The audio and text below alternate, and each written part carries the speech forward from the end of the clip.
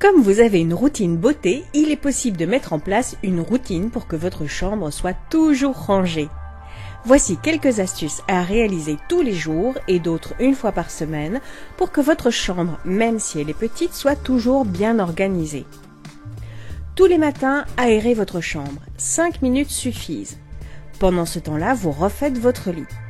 Ensuite, vous récupérez tout le linge qui doit être lavé. Direction le bac de linge sale. Ensuite, vous rangez 10 objets qui ne sont pas à leur place. Ces 3 actions vous prennent 5 minutes maximum. Vous n'avez donc pas l'excuse de ne pas avoir le temps le matin. Quand vous rentrez de l'école, avant de faire vos devoirs, prenez l'habitude de ranger votre bureau. Comme le matin, on replace 10 objets à leur place. Ce peut être un stylo dans son pot, un devoir dans son classeur. L'objectif n'est pas que tout soit rangé d'un coup, mais que vous preniez l'habitude de ranger chaque chose à sa place. Petit à petit, vous allez voir que votre chambre va se ranger comme par magie et cela va vous motiver à en faire plus. Le soir, vous videz votre poubelle, même si elle est quasiment vide. Vous rangez tous les vêtements sur les cintres et préparez votre sac pour le lendemain. Pareil, ça vous prend 5 minutes maximum. Malgré tout, pour que votre chambre soit toujours en ordre, il faut l'avoir libérée de tout ce que vous n'aimez plus. Vous prenez 2 grands sacs, un pour ce que vous jetez, un autre pour ce que vous pouvez vendre, donner ou recycler.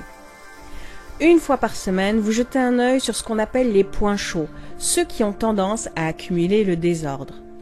Vous rangez le tiroir à sous-vêtements, vous rangez les vêtements par catégorie, les t-shirts, les pulls, les jeans. Tous les livres retrouvent leur étagère, les chaussures sont dans le placard et si elles sont en cuir, vous les cirez ou vous passez une éponge pour les raviver. Une fois par semaine, vous videz aussi votre sac, au sens propre. Vous le prenez, vous le secouez à l'envers sur le lit et vous jetez tout ce qui n'a rien à y faire. Les miettes, les emballages de chewing-gum et vous remplacez ce qui manque. Les mouchoirs en papier, un baume pour les lèvres. Ranger par catégorie, ça va vous permettre de gagner du temps et d'être plus concentré. Cela permet aussi d'arrêter lorsqu'on a fini une catégorie sans avoir la frustration de ne pas avoir rangé toute la chambre. Tout d'un coup, on a tendance à reporter car on pense que la tâche sera trop compliquée ou trop longue. Alors, une fois par semaine, vous rangez aussi votre maquillage. Vous taillez vos crayons, vous nettoyez vos pinceaux. Avec un petit chiffon, vous enlevez toutes les poussières de vos petites boîtes de rangement. N'envisagez pas le rangement et le ménage de votre chambre comme une corvée, mais plutôt comme une occasion d'organiser votre vie. Plus vous prendrez soin de votre chambre et plus vous serez sereine. Il vous sera plus facile de vous endormir et vous serez plus concentré pour étudier. La méthode fonctionne aussi pour votre maman. Et si elle vous reproche de ne pas avoir tout fait d'un coup, expliquez-lui vos nouvelles routines et votre rangement par catégorie.